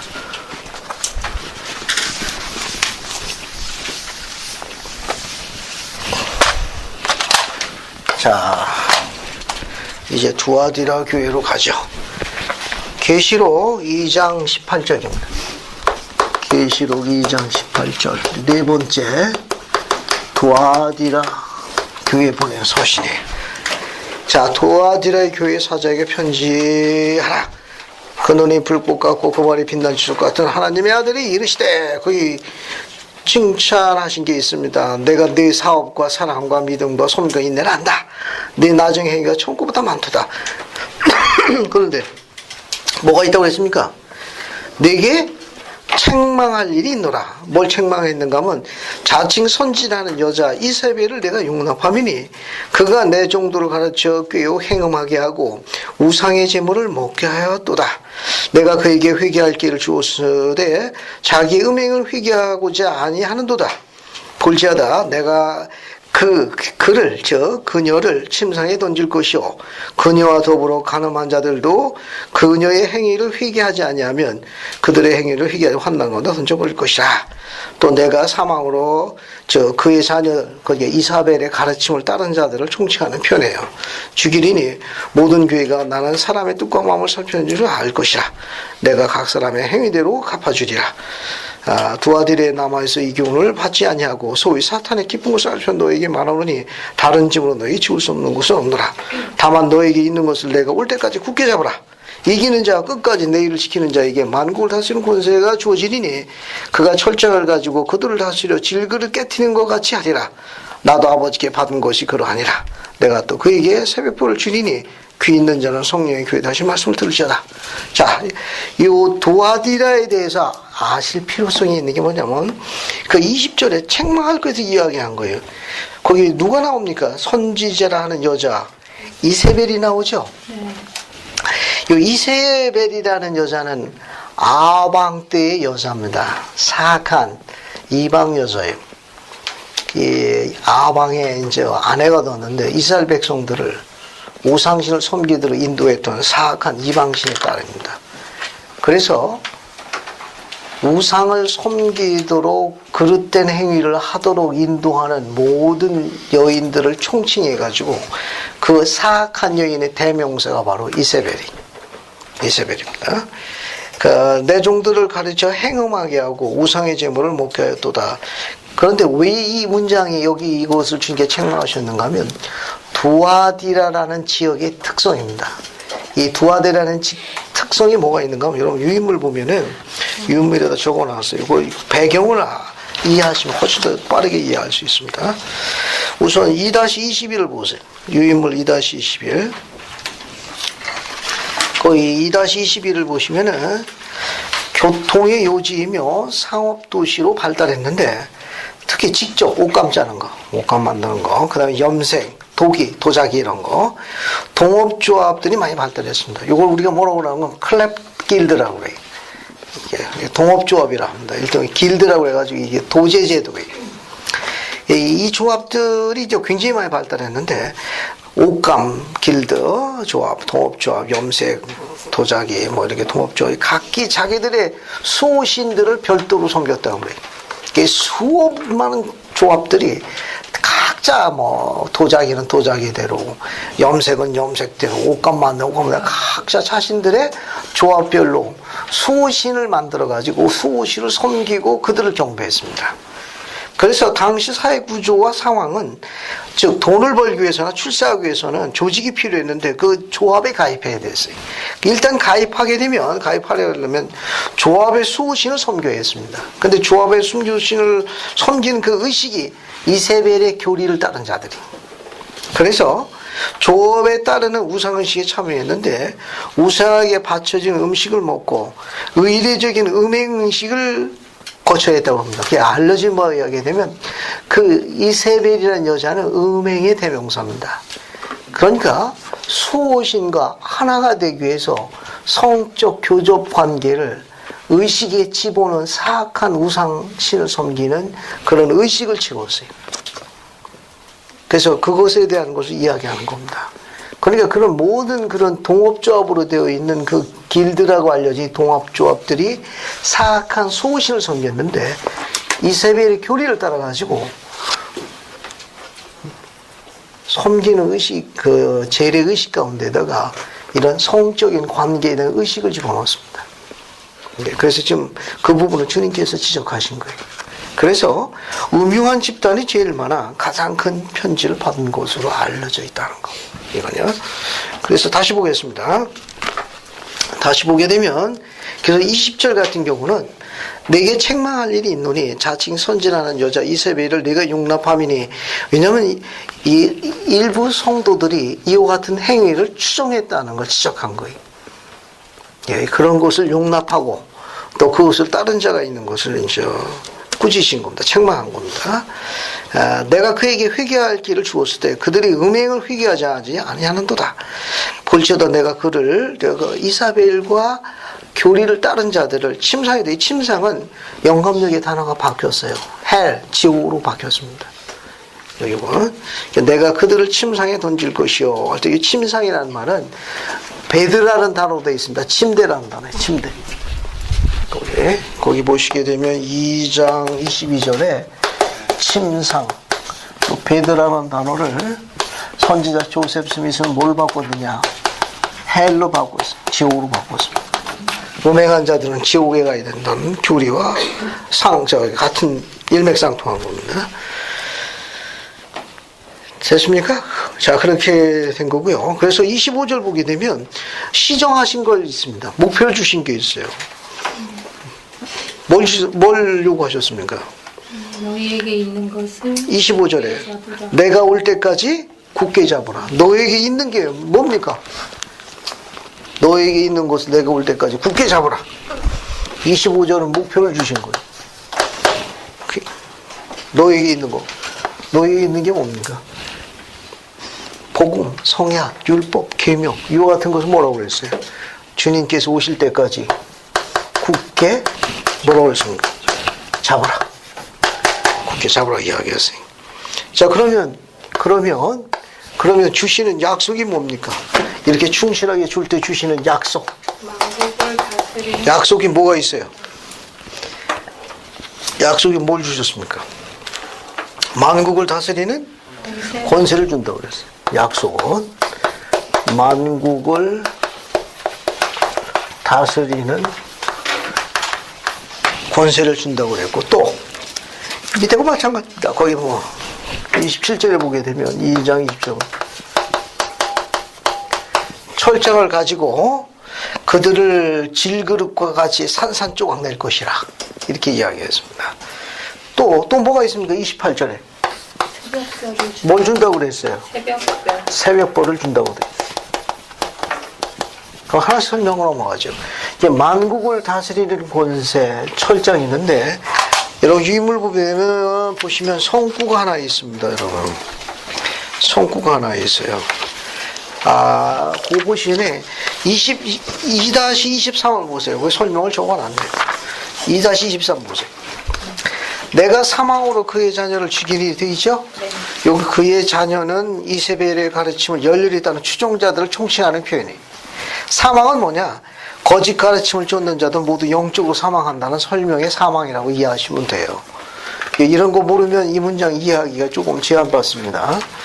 이게 내가 사망으로 그의 자녀를 죽이리니 이렇게 돼 있는데 여기서 사망은 뭐냐? 거짓 가르침을 쫓는 자들이 영적으로 사망한다는 거.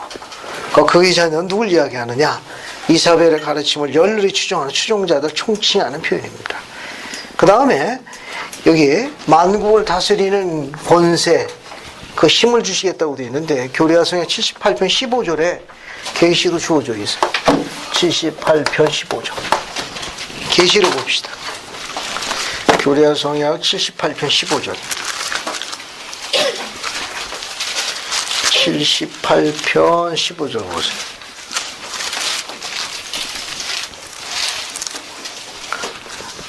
봤습니까? 네. 그거 한번 읽어보죠. 김옥태영 씨 한번 읽어봐요. 너희가 너희를 위하여 예비된 멸류관에 이르고 많은 왕국을 다스리는 통치자가 되게 하려 함이라. 감사합니다. 거기 보면 너희가 너희로 하여 예비된 멸류관에 이르고 많은 왕국을 다스리는 통치자가 되게 하려 함이라. 이야기죠. 그 다음에 여기 철장이 나오죠. 27절에. 네. 철장은 뭘 상징합니까? 철장은 뭘 상징하죠? 영문은 아이얼라데. 쇠막대. 쇠막대는 뭘 상징하죠? 몰몬경에서? 하나님의 말씀 상징. 하나님의 말씀 상징. 하나님의 말씀. 하나님의 말씀을 상징합니다. 자, 그 다음에 28절 보면 또 내가 그에게 뭘 죽은다고 되어 있죠? 새벽별이 되어 있죠. 새벽별. 이 새벽별은 누구를 의미하는지 여러분 계시록 같이 보세요. 계시록 22장 16절 보세요. 계시록 22장 16절. 계시록 22장 16절 보세요. 거기 뭐가 나옵니까? 16절 저 앞에 보면 나 예수는 맨 마지막에 뭐라고 되어 있어요? 광명한 거기 보면 예수 그리스도 자기가 또 자신의 호칭을 또 뭘 사용했습니까? 광명한 새벽별이라고 그랬습니다. 광명한 새벽별. 모닝스타. 광명한 새벽별. 모닝스타. 이사야서 14장 12절 봐요. 이사야서 14장 12절. 이사야서 14장 12절 봐요. 이사야서 14장 12절. 강미경 자매님 한번 찾아서 읽어보실래요? 이사야서 14장 12절. 너 아침의 아들 김영순이여 어찌 그리 하늘에서 떨어졌으며 너 열국을 엎은 자여 어찌 그리 땅에 치셨느냐. 감사합니다. 너 아침의 아들. 여기 12절. 아침의 아들. 그 뒤에 뭐라고 나와요? 계명성이에요. 이게 나오죠? 이 계명성이 한자인데 무슨 뜻입니까? 네? 계명성이 무슨 뜻이에요? 오래전에 저기 뭡니까? 저기 밑에 지방을 갔다가 이제 여행을 드라이브 하다 보니까 그 식당 그 이름을 계명성이라고 붙여놨더라고. 그 식당 이름을 이렇게 이제 드라이브 하다 가는데 이게 주변에 경양식 좀 많잖아요. 이게 주변에 경치 좋고 이렇게 강변에. 근데 그 경양식 이름이 계명성이야. 근데 그 한자로 써놨어요. 새벽을 깨우는 별이라는 뜻입니다. 새벽별이라는 뜻이에요. 이게 계명성이라는 뜻입니다. 이게 새벽별이라는 뜻입니다. 이게 동틀 쪽에 뜨는 별, 그 별이 새벽별이에요. 그러면 여기 아침의 아들 계명성, 이건 누굴 이야기한 겁니까? 이사야서 14장 12절 누구에 대한 호칭이에요? 이건? 루시퍼. 이거는 루시퍼에 대한 호칭이에요. 그러면 루시퍼도 새벽별이고 예수 그리스도도 새벽별이네. 아니 약속으로는 새벽별 준다고 하시고는 이사야서 14장 12절 보면은 아침 동틀적에 뜨는 새벽별, 샛별 동틀적에 뜨는 별 샛별이라고 새벽별이. 또 이사야서 14장 12절에는 루시퍼도 새벽별이라고 노래했네. 이 원문에 보게 되면 이사야서 14장 12절 이게 원문, 이 계명성의 원문에 단어가 뭘로 되어 있습니까? 이게 모닝스타로 되어 있나요? 혹시 여러분 영어 성경 갖고 있는 분들은 여기 계시록 22장 16절에 예수 그리스도는 광명한 새벽별 할 때 또 brightening and morning star. 그러면 이사야서 14장 12절에 아침의 아들 계명성은 이것도 모닝스타로 되어 있냐 하는 거예요. 뭘로 되어 있습니까? 니파요서에는 루시퍼로 되어 있는 루시퍼가 맞는 거예요. 루시퍼. 아침에 와서 루시퍼. 이 번역자들이 루시퍼는 아침의 아들이라는 뜻이에요. 이 아침의 아들이라는 뜻을 동틀적에 떠오르는 새별과 같은 이름과 같은 의미를 갖고 있어가지고 계명성으로 번역했습니다. 근데 이 계명성에 번역하면 안 되고 루시퍼라고 번역해 정확한 번역. 루시퍼라고. 아침의 아들 루시퍼예요. 그러니까 루시퍼는 아침의 여러 아들 중에 하나였을 뿐이지 꼭 그에게만 지칭의 호칭은 아니에요. 아침의 아들이라는 호칭을 갖고 있는 고귀하며 위대한 아침의 아들이 다수 있었습니다. 그 중에 하나였습니다. 그 중에 하나예요. 하지만 광명한 새벽별의 호칭은 누구만 쓸 수 있다? 예수님만 쓸 수 있는 거예요. 계시록 22장 16절에 광명한 새벽별의 호칭은 예수님만 갖고 있는 고유 호칭이에요. 이사야서 14장 10절에 나와 있는 아침의 아들 계명성에는 아침의 아들 루시퍼요라고 번역해야 정확한 번역입니다. 그리고 루시퍼라는 뜻은 아침의 아들, 빛을 가지고 있는 아침의 아들이라는 뜻인데 그런 아침의 아들이 많이 있었어요. 그 아들 중에 하나의 이름일 뿐이에요. 거기서 주어진 그의 개인 호칭은 전세에서 루시퍼라고 지명된 거예요. 그러니까 루시퍼는 사탄이 전세에서 가지고 있던 그의 직분에 대한 그의 고유 호칭의 이름이에요. 그러니까 번역을 너 아침의 아들 루시퍼요라고 해야 맞는데 번역자들이 아침의 아들이라는 뜻이 동력이 특이된 샛별이라는 뜻을 갖고 있어가지고 루시퍼를 계명성을 번역해놨어요. 계명성은 새벽별이라는 뜻과 같습니다. 그 계시록도 공부하다 보면 혼란을 일으키게 돼 있어요. 다른 뜻이. 그러니까 광명한 새벽별 모닝스타라고 불려지는 분은 바로 예수 그리스도를 이야기하는 거고 사탄이 전세에서 가지고 있던 그의 신분의 위치를 나타내는 이름은 루시퍼예요. 지상으로 쫓겨난 다음부터는 뭐라고 불렸죠? 사탄이라고 불리는 거예요. 사탄으로. 그런 의미를 이해하셔서 공부하시게 되면 도움이 될 거예요.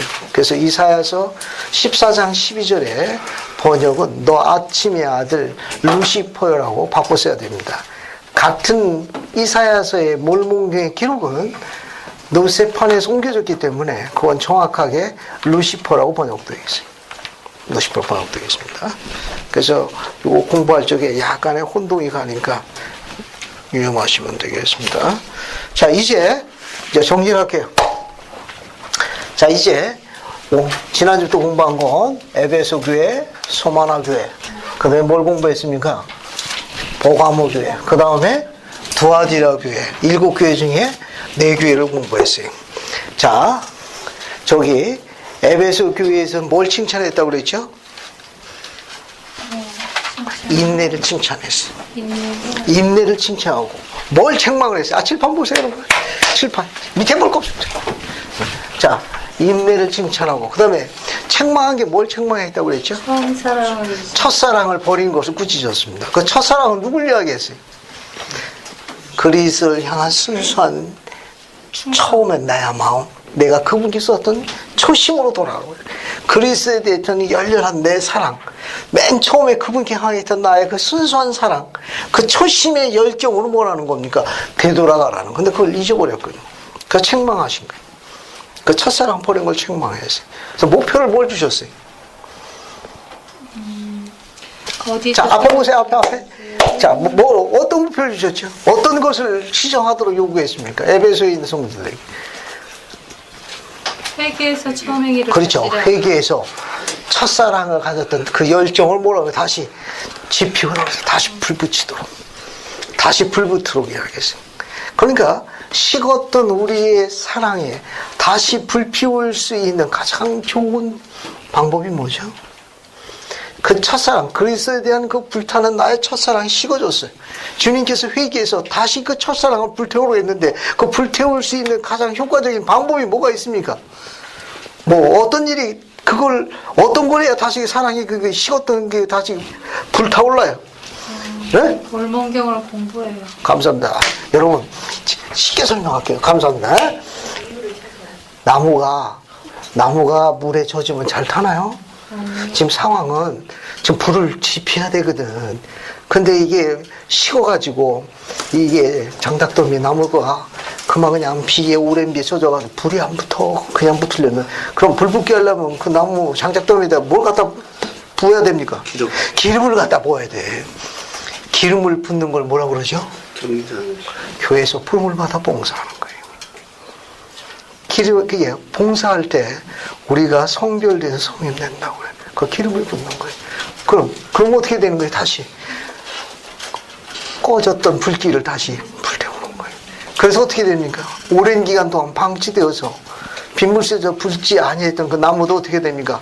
같이 불을 확 태울 수 있는 거예요. 이해가 됩니까? 가장 좋은 방법은 봉사하는 거예요. 봉사하면 첫사랑이야. 이게 다시 불태우지 않아요. 봉사해야 합니다. 봉사한다는 건 주님의 손안된 도구가 되는 거니까 그 봉사운동을 축복받는 거예요. 물론 학교 공부해야 돼. 직장생활도 해야 되고 물론 그새 틈틈이 또 데이트도 해야 되고 틈틈이 드라마도 봐야 돼. 또 오페라도 가봐야 되고 뭐 여러 가지 활동도 많이 해야 되지만 하지만 부름을 받아 봉사하는 그 시간은 보호해주는 시간입니다. 당신께서 당신의 천사랑을 보여주는 가장 아름다운 시간이에요. 부름을 받아 봉사하는 그 시간이 그만큼 신성한 시간이고 오히려 그렇지 않을 경우에는 이 교회에서 이야기하는 대로 세상의 행운과 관련되어 있는 것을 물들까 걱정하라고 지적한 거예요. 자꾸 어떻게 됩니까? 식어지는 거예요. 봉사하는데 제한하지 마세요. 사도 바울은 뭐라고 이야기했는가 하면 우리가 위축되는 것은 하나님의 사랑이 줄어들어서가 아니라 자기 스스로가 봉사의 폭을 줄였기 때문에 위축된다고 가르쳤습니다. 우리가 왜 위축되느냐? 외부 상황이 아니라는 거예요. 지도자가 우리에게 관심을 기울여주지 않고 사랑하는 사람들이 우리에게 신경을 써주지 않아서 그것 때문에 위축됐다기보다는 그들은 그걸 이야기하는데 사실은 내면으로 볼 적에 사도 바울은 스스로 봉사의 폭을 제한했기 때문에 자신의 그릇 안에 좁아졌음이라고 가르쳤습니다. 봉사의 폭을 줄이면 안 돼. 줄이면 위축되게 돼 있어요. 그 외부적 요소가 아니라 내부적 요인입니다. 봉사의 폭을 넓히십시오. 가장 영적인 거예요. 그러면서 능력이 자꾸 커지는 거예요. 학교 성적 오를 수 있습니다. 회사에서 신뢰도가 높아져요. 성실성을 입증받습니다. 주님은 성실한 자에게 일감을 주시도록 계획했어요. 우주의 원리, 심은 대로 거두는 거예요. 주님께서는 수학의 법칙을 우주의 법칙으로 제정하신 분입니다. 주님은 일을 하면 싹을 받아야 한다고 가르치신 분이에요. 세상 일에서도 일을 하면 세상의 CEO가 싹을 주는 것 마냥 하나님도 명색이 하나님 사업이에요. 그 사업에 자기 종들을 불러갖고 봉사시키면은 싹을 주는 게 맞는 거예요. 이해하시겠습니까? 네. 세상에서도 목표치보다 더 많은 걸 얘기 되면 성과국에서 플러스 알파 주잖아요. 하나님도 어떻게 해? 우리가 일을 열심히 해서 성과국을 높이게 되면 세상의 CEO보다 더 큰 상을 주시겠다고 약속하셨습니다. 의심하지 말라 그런 말입니다. 그러니까 에베소에 있는 성도들에게 책망하신 건 뭐냐 하면은 첫사랑을 식은 걸 책망하셨습니다. 회개해서 다시 첫사랑을 불태우라고 해요. 불태우는 방법은 뭐냐? 기름을 갖다 부어야 돼. 그래 활활 타올라. 기름 붓는 방법은 뭐냐? 봉사하는 거예요. 부름이 없으면 어떻게 돼요? 부름이 없으면 달라고요. 맞아.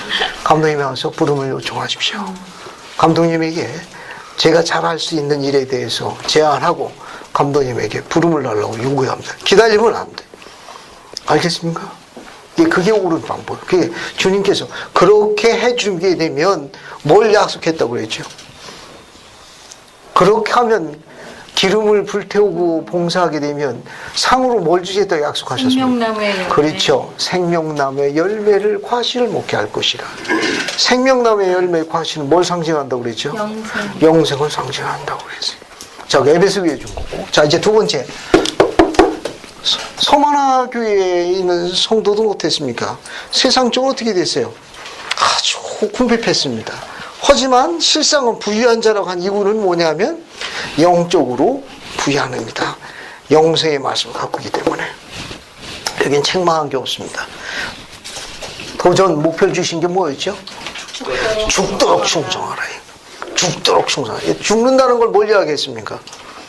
성령과 관련된 성약과 관련해 있어요. 있어야 할 곳에 있어야 합니다. 지켜야 할 때 뭐 해야 돼요? 지킵니다. 바쳐야 할 것을 바칩니다. 모임에 안 빠지고 참석하는 것도 봉사의 연장이에요. 그래서 모임에 참석하는 거 아주 중요합니다. 모임에 참석하지 않는 한 충실한 후기 정도로 사는 건 거의 불가능합니다. 아시겠습니까? 모임에 안 빠지고 참석하는 것도 봉사의 연장선이에요. 하나님의 경배의 다른 형태입니다. 신앙계도 있어요. 우리는 지금까지 잘 참아왔고 지금도 참고 뭡니까? 앞으로도 잘 참고 무엇을? 모임에 참석하는 것을. 지금까지 열심히 잘 참석했고 지금도 참 앞으로도 잘 참는 것을 약속하는 거예요. 꼭 그런 거 아니지만 그렇게 비유할 수 있다 그런 거예요.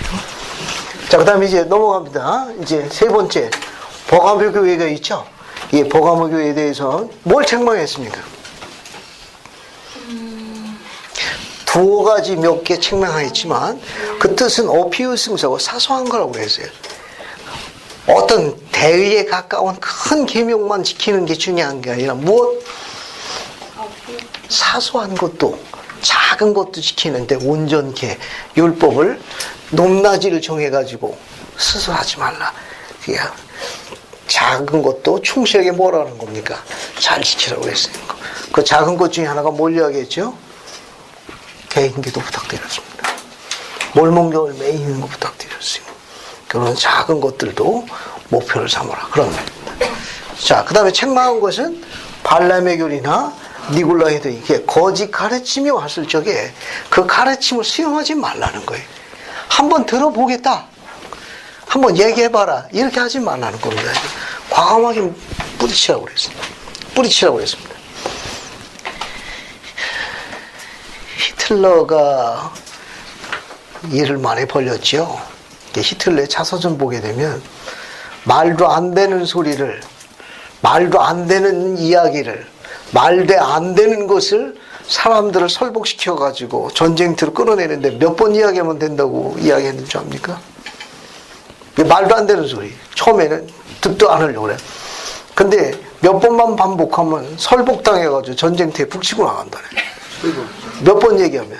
3번. 5번이래. 5번만 피를 토해서 혈변을 토하게 되면, 혈토하게 되면 북치고 전쟁터에 다 따라 나간다. 왜? 인간이 그만큼 적응력이 빠르다는 거예요. 처음에는 되도 않는 소리. 미친 정신아, 저 혼자 하라지. 두 번째 들을 적에는 아직도 정신을 몰랐고, 세 번째 하면 왜 저래? 한번 들어가 볼까? 네 번째, 그렇고 5번째는 맞아! 그러고 북치고 간다네. 히틀러의 운병신에 나와 있는 5가지에 대한 5번만 이야기하라고 이야기하더라고. 모르겠습니다. 또 아이폰 사고 싶으면 뭐 여기 또 우리 자녀가 있으면 좀 부모한테 5번만 매달리면 포기할 거예요. 선교사업도 마찬가지고 모두가 다 마찬가지. 5번만 이야기하면은 설복 당한다고 히틀러가 얘기했다고. 근데 이건 교리는 아니야. 알겠습니까? 자, 목표 준 게 뭐예요? 회개하라고 했습니다. 그러면 약속을 뭘 했습니까? 감추었던 만나와 흰돌을 주시겠다 약속했고, 두아디라에 있는 부분에 대해서는 목표를 준 게 뭐예요? 굳게 잡으라고 그랬습니다. 그럼 약속한 게 만물을 다스리는 권세와 새벽별, 그게 신이 되는 축복을 주시겠다고 약속했습니다. 그래서 오늘은 7가지의 네 번째 교회까지 공부했습니다. 나머지 세 번째 교회에 관한 거하고 그 부분은 3장 4장은 다음 주에 넘어가도록 하겠습니다. 예수 그리스도 아멘. 네.